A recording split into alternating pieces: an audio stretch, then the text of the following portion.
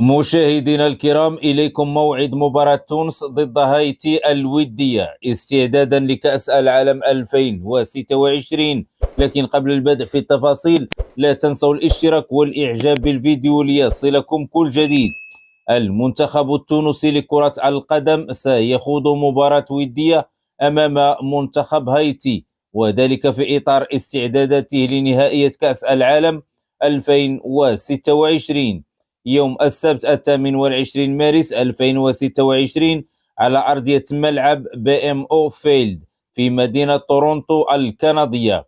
وستنطلق مباراة تونس ضد هايتي الودية في تمام الساعة 12 ليلا بتوقيت المغرب، الساعة 1 صباحا بتوقيت الجزائر وتونس، والساعة 2 صباحا بتوقيت مصر.